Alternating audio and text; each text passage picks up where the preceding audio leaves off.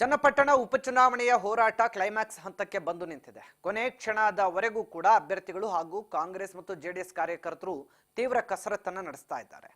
ಮತದಾನಕ್ಕೆ ಕ್ಷಣಗಣನೆ ಆರಂಭವಾಗಿ ಸಚಿವ ಜಮೀರ್ ಅಹಮದ್ ತಮ್ಮ ವಿವಾದಾತ್ಮಕ ಹೇಳಿಕೆಯನ್ನು ಕೊಟ್ಟಿದ್ದು ಈಗ ಭಾರಿ ಚರ್ಚೆಗೆ ಕಾರಣವಾಗಿತ್ತು. ಕ್ಷಮೆ ಕೋರಿದ್ದಾರೆ.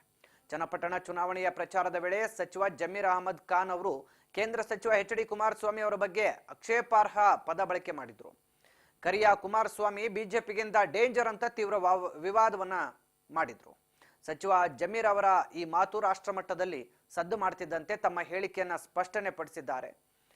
ಮೈಸೂರಿನಲ್ಲಿ ಮಾತನಾಡಿರುವಂತ ಜಮೀರ್ ಅವರು, ನಾನು ಮೊದಲಿನಿಂದಲೂ ಕುಮಾರಸ್ವಾಮಿ ಅವರನ್ನ ಕರಿಯಣ್ಣ ಅಂತಿದ್ದೆ, ಅವರು ನನ್ನ ಕುಳ್ಳ ಅಂತಿದ್ರು.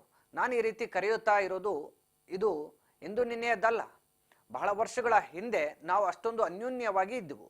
ನನ್ನ ಮಾತಿನಿಂದ ಜೆಡಿಎಸ್ ಕಾರ್ಯಕರ್ತರಿಗೆ ನೋವಾಗಿದ್ರೆ ಕ್ಷಮೆ ಕೋರ್ತೇನೆ ಅಂತ ಹೇಳಿದ್ದಾರೆ. ಇನ್ನು ಇತ್ತ ಸಾಮಾಜಿಕ ಜಾಲತಾಣ ಟ್ವಿಟರ್ ಮೂಲಕ ಕೂಡ ಪ್ರತಿಕ್ರಿಯೆ ನೀಡಿರುವ ಜೆಡಿಎಸ್ ಘಟಕ ಸಚಿವ ಜಮೀರ್ ಮತ್ತು ಕಾಂಗ್ರೆಸ್ ಸರ್ಕಾರದ ವಿರುದ್ಧ ಕುಟುಕಿದ್ದಾರೆ.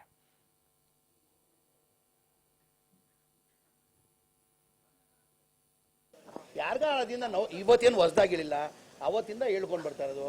ಇವತ್ತು ಆ ಹೇಳಿದಿಂದ ಯಾರಿಗ ನೋವಾಗಿದೆ, ನಾನು ಕ್ಷಮೆ ಕೇಳ್ತೀನಿ ಅಂತಾನು ಹೇಳ್ತಾ ಇದ್ದಿಲ್ಲ. ಏನಕ್ಕೆ ಎಫೆಕ್ಟ್ ಬೀಳ್ತದೆ ಅದು? ಇವತ್ತು ಬ್ರದರ್ ಮೊದಲೇ ಬಾರಿ ಏನು ಹೇಳಿಲ್ಲ, ನಾನು ಮೊದಲೇ ಬಾರಿ ಏನಿಲ್ಲ ಹೇಳಿಲ್ವಾ. ನಾನು ಕುಮಾರಸ್ವಾಮಿ ಆತ್ಮೀಯ ಇರುವಾಗ ಅವ್ರು ನನಗೆ ಕುಳ್ಳ ಅನ್ನೋರು, ನಾನು ಕರಿಯಣ್ಣ ಅನ್ನೋನು.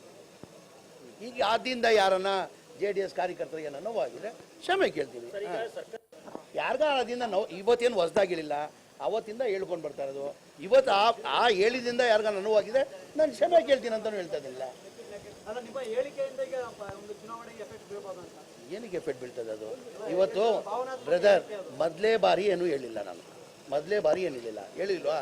ನಾನು ಕುಮಾರಸ್ವಾಮಿ ಆತ್ಮೀಯ ಇರುವಾಗ ಅವ್ರು ನನಗೆ ಕುಳ್ಳ ಅನ್ನೋರು, ನಾನು ಕರಿಯಣ್ಣ ಅನ್ನೋನು. ಈಗ ಆದಿಂದ ಯಾರನ್ನ ಜೆಡಿಎಸ್ ಕಾರ್ಯಕರ್ತರಿಗೆ ಏನೋ ನೋವಾಗಿದೆ, ಕ್ಷಮೆ ಕೇಳ್ತೀನಿ. ಯಾರಿಗಾದಿಂದ ನಾವು ಇವತ್ತೇನು ಹೊಸದಾಗಿರಲಿಲ್ಲ, ಅವತ್ತಿಂದ ಹೇಳ್ಕೊಂಡು ಬರ್ತಾ ಇರೋದು. ಇವತ್ತು ಆ ಹೇಳಿದಿಂದ ಯಾರಿಗ ನೋವಾಗಿದೆ, ನಾನು ಕ್ಷಮೆ